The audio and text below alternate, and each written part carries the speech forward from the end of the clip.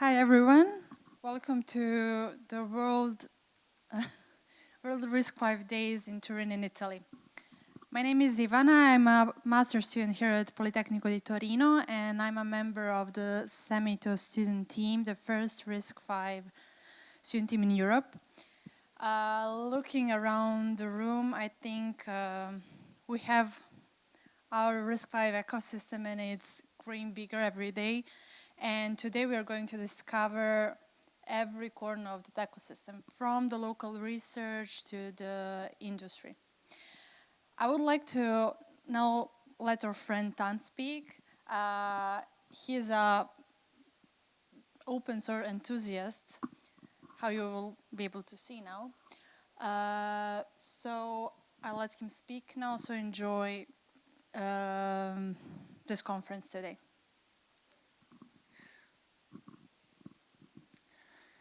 Greetings. Welcome to World RISC-V Days 2026.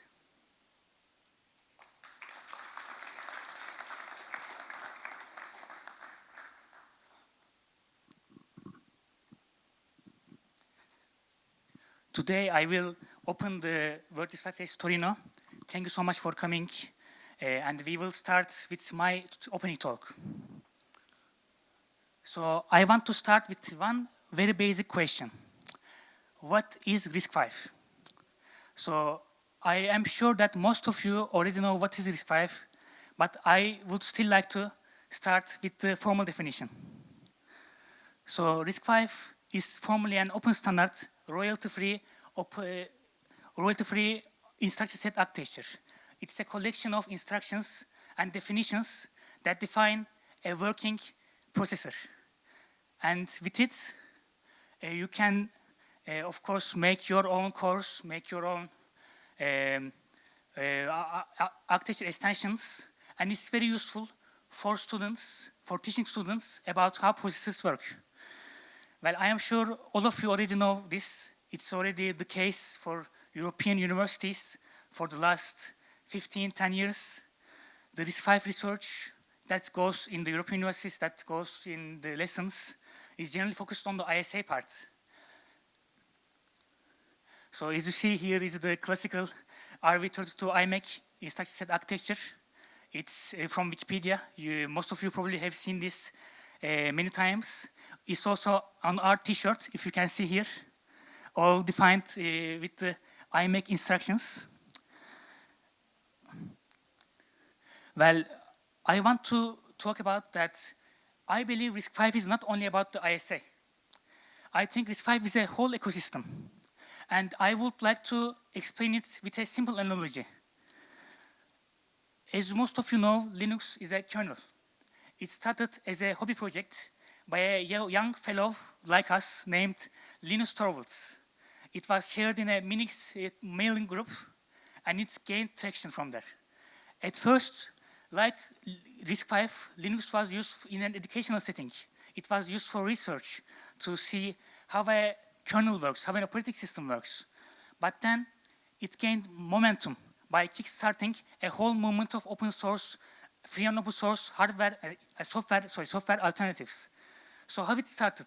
I want to explore a bit of the Linux history, given it's also in collision with RISC-V right now. So the gentleman you see here with the beard is called Richard Stallman. He's an infamous person in our community, as Prof. Andegal also knows, as many of us know. He created GNU project, which provided open source, free and open source tools for a free Unix-like system. But one thing was missing, and it was the kernel. So when GNU was added to Linux, it created a whole revolution. He started a whole innovation of open source software that were also coupled upon GNU/Linux, which made it a whole full-stack open source software alternative to the existing closed-sourced solutions. So as you see, Linux, which was once a kernel, became a whole ecosystem, like RISC-V will soon become. So I would also like to discover, before going to the topic of what is RISC-V, what actually is RISC-V, I would like to discover the open source hardware movements, which is another movement that grew in together with open source software, thanks to the creation of Raspberry Pi. So Raspberry Pi is not an open source hardware, it's a closed source hardware, but it's an SPC, it's a single board computer that can run Linux natively, that can run Linux on an ARM-based chip, and it was released on 2012. And since then, Linux on ARM grew very much, very strongly, which made the whole ARM on Linux very strong. Actually, of course, there's also the phone revolution, the smartphone revolution, but I think that the Linux on Raspberry Pi is also a very big part of it. And not only that, Raspberry Pi helped Linux get better, but it also, by its own open, modular, and modifiable, maker-friendly design, it allowed people to create open source hardware. Like you see the lady here, he's the Limer Fried, he's the founder of Adafruit, and like he's one of my role models who created Adafruit as a company to make accessories for Raspberry Pi, and nearly all of her creations are open source hardware. So as we see here, Linux created not only a revolution in the open source software ecosystem, but also created a whole open source hardware ecosystem, even not directly. You know, as you know, many of us, including me, have started Linux, have started maker stuff, have started engineering with Raspberry Pi. Like if it was not for Raspberry Pi, I would be here talking. So now I want to ask, what exactly is RISC-V?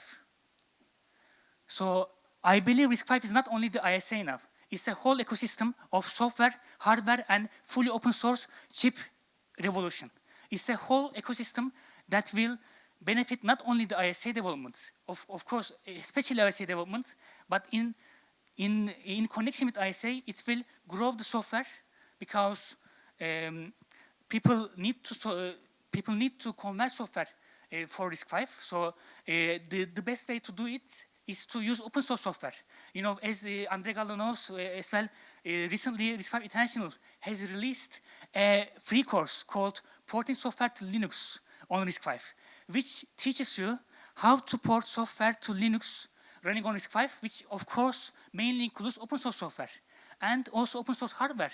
Because as you know, there is a company called Framework, which is a modular laptop company that allows you to customize your laptop, customize everything, including the motherboard, and it also helps RISC-V a lot because now, if you want to buy a RISC-V laptop, of course, like you wouldn't want to spend all your money on a laptop because RISC-V develops rapidly.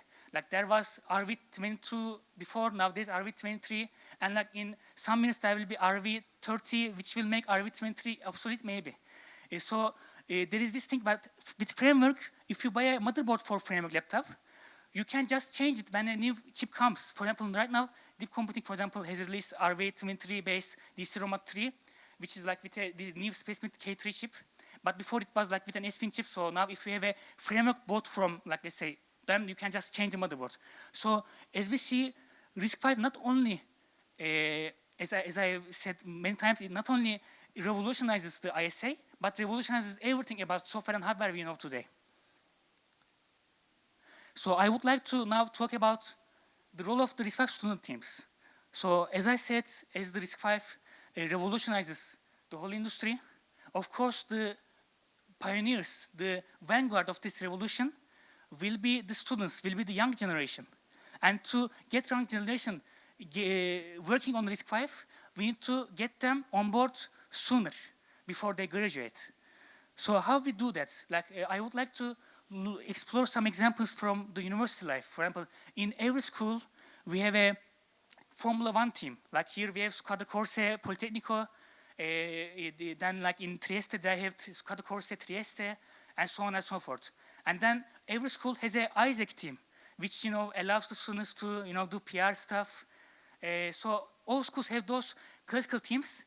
My goal with SemiTO-V is that I hope that every school one day will have a RISC-V team as well, which allows all students to get exposed to RISC-V and its ecosystem early on. So when they graduate, they work on porting software to RISC-V. They work on RISC-V-based hardware, and they work on ISA. They work on making their own chips. They work on FPGAs running RISC-V course.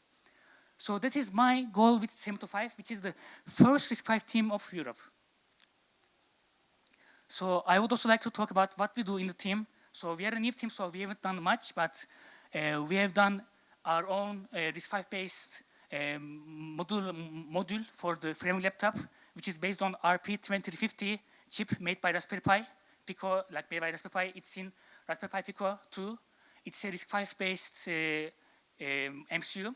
We have made a module with it, and Jeff Killing, a famous YouTube channel, has reviewed our module next to DC Roma AI PC. And we also work with Tank Nano type, like we worked with very cheap FPGAs to run our own cores. And we also create our own core with the one student, one chip program you see here. So in the future, our goal is to make more boards based on already made RISC-V based chips and to make FPGA based PCBs, as well as running our own cores on the FPGA. So far we are the first and only RISC-V student team in whole Europe. But this isn't going to be the case forever. Now there are other teams being funded after seeing us. There are many people that are inspired by us. Like in Bologna, there is a team being funded called SemiTO-V. They will probably fund the team with Pulp. I don't know the details. There's also a team called Sapienza-V in the foundation, probably next year. Also, there is UnitRISC in UnitRISC that I will play a direct role in it. If you want to know more, stay tuned for that. And then there are those other teams that are being discussed in the community right now. So I would like to cut short my presentation and thank you for coming to work this 5 days. Let's have a nice meeting.